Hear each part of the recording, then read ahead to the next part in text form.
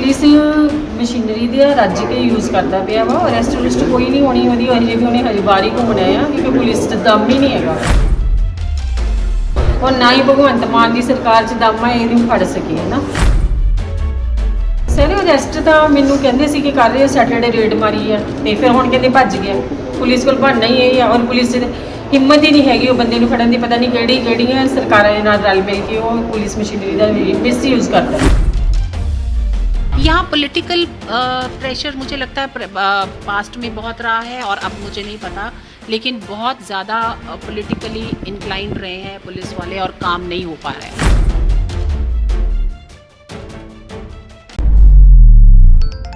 ਕੌਮੀ ਮਹਿਲਾ ਕਮਿਸ਼ਨ ਦੀ ਚੇਅਰਪਰਸਨ ਰੇਖਾ ਸ਼ਰਮਾ ਨੇ ਪੰਜਾਬ ਪੁਲਿਸ ਦੀ ਕਾਰਜ ਪ੍ਰਣਾਲੀ ਤੇ ਵੱਡੇ ਸਵਾਲ ਖੜੇ ਕੀਤੇ ਨੇ। ਉਨ੍ਹਾਂ ਨਾਂ ਲਏ ਬਗੈਰ ਸਿਮਰਜੀਤ ਸਿੰਘ ਬੈਂਸ ਦੀ ਗ੍ਰਿਫਤਾਰੀ ਨੂੰ ਲੈ ਕੇ ਲੁਧਿਆਣਾ ਪੁਲਿਸ ਦੀ ਕਾਰਗੁਜ਼ਾਰੀ ਤੇ ਸਵਾਲ ਚੁੱਕੇ, ਜਿਸ ਦੀ ਪੀੜਤਾ ਨੇ ਅੱਜ ਚੇਅਰਪਰਸਨ ਨਾਲ ਮੁਲਾਕਾਤ ਕਰਕੇ ਆਪਣਾ ਦੁੱਖ ਜ਼ਾਹਿਰ ਕੀਤਾ। ਮਹਿਲਾ ਨੇ ਪੁਲਿਸ ਤੇ ਸਵਾਲ ਖੜਾ ਕਰਦਿਆਂ ਕਿਹਾ ਕਿ ਹਾਲੇ ਤੱਕ ਮੁਜਰਮ ਨੂੰ ਗ੍ਰਿਫਤਾਰ ਕਿਉਂ ਨਹੀਂ ਕੀਤਾ ਗਿਆ। ਚੋਣਾਂ ਦੌਰਾਨ ਉਸਨੇ ਕਈ ਰੈਲੀਆਂ ਵੀ ਕੀਤੀਆਂ ਪਰ ਪੁਲਿਸ ਉਸ ਨੂੰ ਫੜ ਨਹੀਂ ਸਕੀ। ਸਰ ਮੈਂ ਆਪਣੇ ਕੇਸ ਬਾਰੇ ਕਿਹਾ ਦੱਸਣ ਆਈ ਸੀ ਇਹਨਾਂ ਨੂੰ ਕਿ ਇਹਦੀ ਅਰੈਸਟ ਨਹੀਂ ਹੋ ਰਹੀ, ਤਾਂ ਉਹ ਵੀ ਐਡਮਾਇਰਲੀ ਪੁੱਛ ਰਹੇ ਸੀ ਕਿ ਇੰਨੀ ਵਾਰੀ ਉਹਦੇ ਨੌਨ ਅਵੇਲੇਬਲ ਵਾਰੰਟ ਹੋਏ ਆ, ਸੀਪੀ ਨੂੰ ਲਾਸਟ ਵਾਰਨਿੰਗ ਹੋਈ ਆ, ਤੇ ਕਿਉਂ ਨਹੀਂ ਅਰੈਸਟ ਕਰਦੇ ਪਏ। ਫਿਰ ਉਹਨਾਂ ਨੇ ਸੀਪੀ ਨੂੰ ਕਾਲ ਵੀ ਕਰੀ ਹੈ ਕਿ ਇਹਨੂੰ ਇਮੀਡੀਏਟਲੀ ਅਰੈਸਟ ਕਰੋ, ਤੇ ਕਹਿੰਦੇ ਕਿ ਅਸੀਂ ਇਹਨਾਂ ਦੇ ਘਰ ਵੀ ਗਏ ਮਿਲਿਆ ਨਹੀਂ, ਆਫਿਸ ਗਏ ਮਿਲਿਆ ਨਹੀਂ। ਫਿਰ ਕਹਿੰਦੇ ਚੰਡੀਗੜ੍ਹ ਪਤਾ ਨਹੀਂ ਇਹਦਾ ਘਰ ਆ, ਚੰਡੀਗੜ੍ਹ ਵੀ ਰੇਡ ਮਾਰਾਂਗੇ ਹੁਣ। ਤਾਂ ਉਹ ਇਹ ਫੋਰਸ ਕਰ ਰਹੇ ਨੇ ਕਿ ਇਨਸਿਸਟ ਕਰ ਰਹੇ ਕਿ ਉਹਨੂੰ ਕਰੋ ਅਰੈਸਟ ਨਾ। ਇਹਨਾਂ ਨੂੰ ਮਿਲੇ ਸੀ ਤੁਸੀਂ? ਸਰ ਮੈਂ ਨੈਸ਼ਨਲ ਵਿਊਮਨ ਕਮਿਸ਼ਨਰ ਨੂੰ ਮਿਲੀ ਸੀ ਔਰ ਉਹਨਾਂ ਨੇ ਕਾਲ ਕਰੀ ਸੀ ਕਮਿਸ਼ਨਰ ਨੂੰ, ਪੁਲਿਸ ਕਮਿਸ਼ਨਰ ਨੂੰ, ਕਿ ਇਹਨੂੰ ਅਰੈਸਟ ਕਰੋ ਹੁਣੇ, ਇਮੀਡੀਏਟਲੀ ਅਰੈਸਟ ਕਰਨਾ ਚਾਹੀਦਾ ਇਹ ਬੰਦਾ, ਕਿਉਂਕਿ ਨੌਨ ਅਵੇਲੇਬਲ ਵਾਰੰਟ ਨੇ ਪੀਓ ਵੀ ਹੋ ਚੁੱਕਿਆ ਅੱਜ। ਤੁਹਾਨੂੰ ਕੀ ਲੱਗਦਾ ਹੈ ਕਿ ਜੋ ਹੁਣ ਮਿਲੇ ਉਹ ਕਿੰਨੀ ਕੁ ਉਮੀਦਾਂ ਜੱਗੀਆਂ ਨੇ, ਕਿਉਂਕਿ ਲਗਾਤਾਰ ਤੁਸੀਂ ਸੰਘਰਸ਼ ਕਰ ਰਹੇ ਹੋ? ਸਰ ਉਹ ਪੁਲਿਸ ਮਸ਼ੀਨਰੀ ਦਾ ਰੱਜ ਕੇ यूज़ ਕਰਦਾ ਪਿਆ ਵਾ। ਅਰੈਸਟ ਉਰੈਸਟ ਕੋਈ ਨਹੀਂ ਹੋਣੀ ਉਹਦੀ, ਅਜੇ ਵੀ ਉਹਨੇ ਹਜੇ ਬਾਹਰ ਹੀ ਘੁੰਮਣਾ ਆ, ਕਿਉਂਕਿ ਪੁਲਿਸ 'ਚ ਦਮ ਹੀ ਨਹੀਂ ਹੈਗਾ ਔਰ ਨਾ ਹੀ ਭਗਵੰਤ ਮਾਨ ਦੀ ਸਰਕਾਰ 'ਚ ਦਮ ਹੈ ਇਹਨੂੰ ਫੜ ਸਕੇ ਹੈ ਨਾ। ਭਗਵੰਤ ਮਾਨ ਸਰਕਾਰ 'ਤੇ ਵੀ ਕੋਈ ਪ੍ਰੈਸ਼ਰ ਹੈ ਜਿਹੜਾ ਹਜੇ ਤੱਕ ਇਹਦੀ ਅਰੈਸਟ ਨਹੀਂ ਪੈਂਦੀ ਵੀ। ਪੁਲਿਸ 'ਤੇ ਭਗਵੰਤ ਮਾਨ ਦੀ ਸਰਕਾਰ ਦਾ ਵੀ ਪ੍ਰੈਸ਼ਰ ਹੈਗਾ ਹੀ ਹੈ ਜਿਹੜਾ ਪੁਲਿਸ ਅਰੈਸਟ ਨਹੀਂ ਕਰਦੀ ਪਈ। ਤੁਹਾਨੂੰ ਲੱਗਦਾ ਕਿ ਅੱਜ ਜਿੱਦਾਂ ਸੀਪੀ ਨੂੰ ਫੋਨ ਕੀਤਾ ਕਿ ਅਰੈਸਟ ਹੋ ਜਾਵੇ, ਮੌਕੇ 'ਤੇ ਉਹਨਾਂ ਆਰਡਰ ਦਿੱਤੇ ਆ? ਸਰ ਅਰੈਸਟ ਤਾਂ ਮੈਨੂੰ ਕਹਿੰਦੇ ਸੀ ਕਿ ਕਰ ਰਹੇ ਸੈਟਰਡੇ ਰੇਡ ਮਾਰੀ ਆ, ਤੇ ਫਿਰ ਹੁਣ ਕਹਿੰਦੇ ਭੱਜ ਗਿਆ। ਪੁਲਿਸ ਕੋਲ ਬਣਨਾ ਹੀ ਇਹ ਆ, ਔਰ ਪੁਲਿਸ ਦੀ ਹਿੰਮਤ ਹੀ ਨਹੀਂ ਹੈਗੀ ਉਹ ਬੰਦੇ ਨੂੰ ਫੜਨ ਦੀ। ਪਤਾ ਨਹੀਂ ਕਿਹੜੀਆਂ ਸਰਕਾਰਾਂ ਦੇ ਨਾਲ ਰਲ ਮਿਲ ਕੇ ਉਹ ਪੁਲਿਸ ਮਸ਼ੀਨਰੀ ਦਾ ਮਿਸਯੂਜ਼ ਕਰਦਾ। ਨਹੀਂ, ਪਿਛਲੀ ਸਰਕਾਰ ਤੇ ਤਾਂ ਤੁਸੀਂ ਇਲਜ਼ਾਮ ਲਗਾਉਂਦੇ ਸੀ ਵੀ ਕਾਂਗਰਸ ਨਾਲ ਗੱਠਜੋੜ ਆ, ਕੀ ਹੁਣ ਆਮ ਆਦਮੀ ਪਾਰਟੀ ਦੇ ਵੀ ਜਿਹੜੇ ਲੀਡਰ ਨੇ ਉਹ ਮਿਲੇ ਹੋਏ ਨੇ? ਸਾਰੇ ਲੀਡਰ ਆਪਸ 'ਚ ਮਿਲੇ ਹੋਏ ਨੇ, ਤਾਂ ਹੀ ਬਚ ਰਿਹਾ।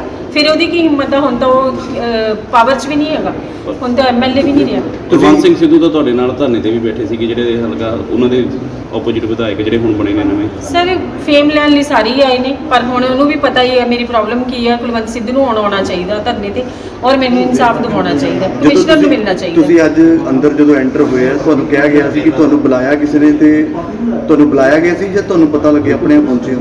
ਨਹੀਂ ਸਰ ਮੈਨੂੰ ਪਤਾ ਲੱਗਿਆ ਸੀ, ਮੈਂ ਆਪਣੇ ਆਪ ਪਹੁੰਚੀ ਹਾਂ ਔਰ ਮੈਨੂੰ ਇਹਨਾਂ ਨੇ ਬੁਲਾਇਆ ਨਹੀਂ ਸੀ। ਔਰ ਮੈਂ ਦੱਸਣਾ ਚਾਹੁੰਦੀ ਸੀ ਕਿ ਕੀ ਪੁਲਿਸ ਦੇ ਉੱਤੇ ਪ੍ਰੈਸ਼ਰ ਚੱਲਦਾ ਪਿਆ ਵਾ, ਹੋ ਸਕਦਾ ਇਹ ਮੇਰੀ ਕੁਝ ਹੈਲਪ ਕਰ ਸਕਣ। ਠੀਕ। ਅੱਜ ਅਸੀਂ 65 ਕੇਸ ਸੁਣੇ ਹੈ, ਅਸੀਂ 170 ਕੇਸ ਲੈ ਕੇ ਆਏ ਸੀ ਜਿਹੜੇ ਜਵਾਬ ਨਹੀਂ ਆਏ ਪੁਲਿਸ ਦੇ। ਲੁਧਿਆਣਾ ਦੇ ਜਿਹੜੇ ਕੇਸ ਸੀ ਬਹੁਤ ਸੀਰੀਅਸ ਕੇਸ ਵੀ ਸੀ, rape cases, domestic violence cases, cyber cases, cyber victims ਵੀ ਆਈਆਂ ਸੀ, sexual harassment at workplace cases ਸਾਰੇ ਹੀ ਸੀ।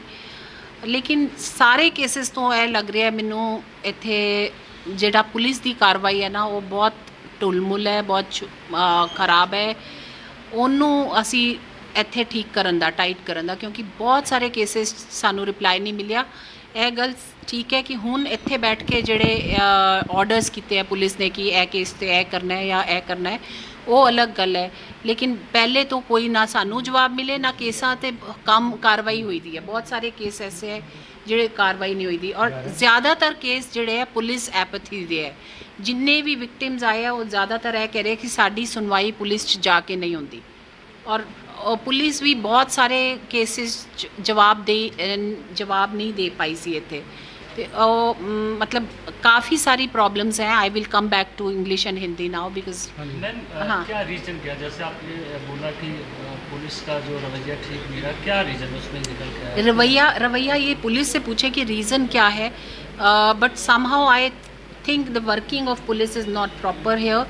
और this is not only make Ludhiana का, it is all over because in Mohali also we got many cases. बहुत सारे cases Mohali के भी हैं जो हमारे पास पेंडिंग है और अदर रीजन्स के भी.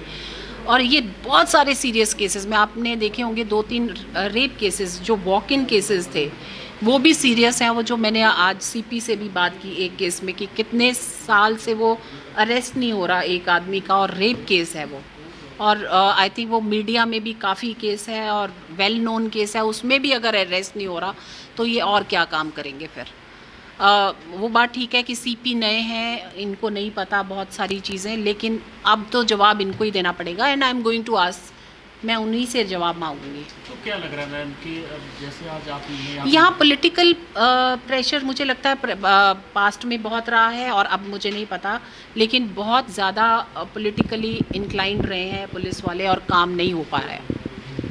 बाकी राज्यों के मुताबिक अगर तुलना करें तो क्या पंजाब में ये फर्स्ट टाइम मैंने ऐसी व्यवस्था देखी है. मैं सच में बताऊं, मैं सारे अभी पिछले हफ्ते में मैं केरला में थी, जिस तरह से प्रॉपरली ऑर्गेनाइज्ड मेरे को एक्शन टेकन रिपोर्ट्स भी मिली हैं प्रॉपरली, वो यहाँ पर कुछ भी नहीं था, ऐसा कुछ नहीं था. ਦਰਅਸਲ 44 ਸਾਲਾ ਔਰਤ ਨੇ 16 ਨਵੰਬਰ 2020 ਨੂੰ ਲੁਧਿਆਣਾ ਦੇ ਵਿਧਾਇਕ ਸਿਮਰਜੀਤ ਬੈਂਸ ਤੇ ਕਈ ਹੋਰ ਵਿਰੁੱਧ FIR ਦਰਜ ਕਰਨ ਲਈ ਪੁਲਿਸ ਕਮਿਸ਼ਨਰ ਲੁਧਿਆਣਾ ਹੱਥ ਲਿਖਤ ਬੇਨਤੀ ਕੀਤੀ ਸੀ. ਉਹ ਨਿਆਂ ਦੀ ਮੰਗ ਨੂੰ ਲੈ ਕੇ ਪੁਲਿਸ ਕਮਿਸ਼ਨਰ ਦਫ਼ਤਰ ਦੇ ਬਾਹਰ ਕਾਫੀ ਦੇਰ ਤੱਕ ਲਗਾਤਾਰ ਧਰਨੇ ਤੇ ਬੈਠੀ ਰਹੀ. ਜਦੋਂ ਪੁਲਿਸ ਨੇ ਪਰਚਾ ਦਰਜ ਨਾ ਕੀਤਾ ਤਾਂ ਉਸਨੇ ਅਦਾਲਤ ਤੋਂ ਗੁਹਾਰ ਲਗਾਈ ਸੀ, ਜਿਸ ਤੋਂ ਬਾਅਦ ਅਦਾਲਤ ਦੇ ਹੁਕਮ ਤੇ ਜੁਲਾਈ 2021 ਦੇ ਵਿੱਚ FIR ਦਰਜ ਕੀਤੀ ਗਈ. ਪਰ ਹਾਲੇ ਤੱਕ ਇਸ ਕੇਸ ਦੇ ਵਿੱਚ ਇੱਕ ਵੀ ਮੁਲਜ਼ਮ ਹਿਰਾਸਤ ਵਿੱਚ ਨਹੀਂ ਲਿਆ ਗਿਆ. ਲੁਧਿਆਣਾ ਤੋਂ ਕੁਲਵੀਰ ਰਾਹੀ ਦੀ ਰਿਪੋਰਟ T5 ਚੈਨਲ ਪੰਜਾਬੀ. ਹੋਵੇਗੀ ਕਿਸਾਨਾਂ ਦੀ ਗੱਲ, ਨਵੀਂ ਖੇਤੀ, ਮਸ਼ੀਨਾਂ, ਬੀਜਾਂ ਤੇ ਬਾਗਾਂ ਦੀ ਗੱਲ ਲੈ ਕੇ ਚੱਲਾਂਗੇ ਤੁਹਾਨੂੰ ਰੰਗਲੇ ਪੰਜਾਬ ਦੇ ਖੇਤਾਂ ਵੱਲ. ਜਲਦ ਆ ਰਿਹਾ ਹੈ ਸਾਡਾ ਖਾਸ program farming with Amarjit Waraich, ਸਿਰਫ D5 ਚੈਨਲ ਪੰਜਾਬੀ ਤੇ. D5 ਚੈਨਲ ਪੰਜਾਬੀ ਹੁਣੇ ਸਬਸਕ੍ਰਾਈਬ ਕਰੋ, ਬੈਲ ਆਈਕਨ ਤੇ ਕਲਿੱਕ ਕਰੋ. ਕੀ ਹੁੰਦੀ ਹੈ ਜਮਾਬੰਦੀ, ਕਿਵੇਂ ਬਣਦੀ ਹੈ ਵਸੀਅਤ, ਜ਼ਮੀਨ ਜਾਇਦਾਦ ਦੇ ਹਰ ਮਸਲੇ ਤੇ ਕਰਾਂਗੇ ਚਰਚਾ. ਦੇਖਣਾ ਨਾ ਭੁੱਲਣਾ ਸਾਡਾ ਖਾਸ